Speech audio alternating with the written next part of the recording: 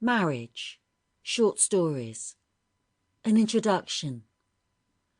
Love, perhaps the one-word solution for everything. An emotion, a state of mind that we strive for, search for. A wondrous force that binds, inspires, and a force that can spin out of control, unbalanced and fragile. Love reflects, changes, and embraces us all. In this series, we explore the many facets of love through literary talents that span both time and country.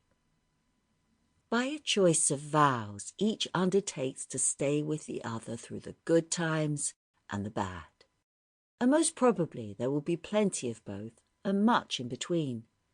But the union of marriage comes in many shades and hues, some balanced, some destined to last a lifetime, and others set to fizzle out or stumble to an ill-mannered conclusion in separation or divorce, and of course, death.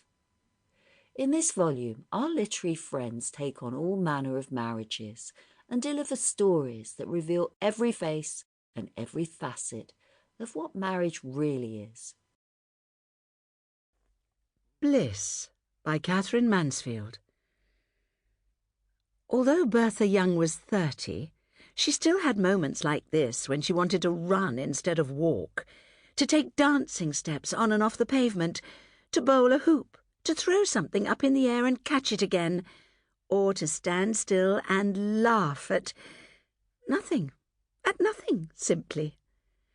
What can you do if you're 30 and turning the corner of your own street, you're overcome suddenly by a feeling of bliss, absolute bliss, as though you'd suddenly swallowed a bright piece of that late afternoon sun and it burnt in your bosom, sending out a little shower of sparks into every particle, into every finger and toe. Oh, is there no way you can express it without being drunk and disorderly? How idiotic civilization is! Why be given a body if you have to keep it shut up in a case like a rare, rare fiddle?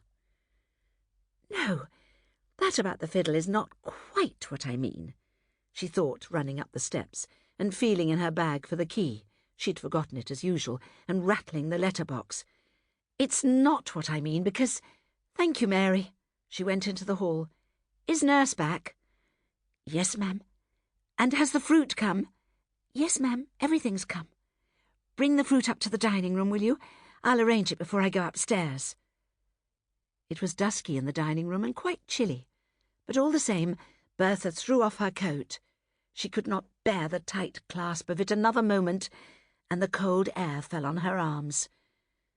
But in her bosom there was still that bright, glowing place, that shower of little sparks coming from it. It was almost unbearable. She hardly dared to breathe for fear of fanning it higher, and yet she breathed deeply, deeply. She hardly dared to look into the cold mirror, but she did look, and it gave her back a woman radiant, with smiling, trembling lips, with big dark eyes, and an air of listening, waiting for something divine to happen that she knew must happen infallibly. Mary brought in the fruit on a tray, and with it a glass bowl and a blue dish, very lovely, with a strange sheen on it, as though it had been dipped in milk. Shall I turn on the light, ma'am? No, thank you. I can see quite well. There were tangerines and apples, stained with strawberry pink, some yellow pears, smooth as silk, some white grapes covered with a silver bloom, and a big cluster of purple ones. These last she had bought to tone in with the new dining-room carpet. Yes, that did sound rather far-fetched and absurd, but it was really why she had bought them. She had thought in the shop, I must have some purple ones to bring the carpet up to the table. And it had seemed quite sense at the time. When she had finished with them and had made 2 pyramids of these bright round shapes, she stood away from the table to get the effect.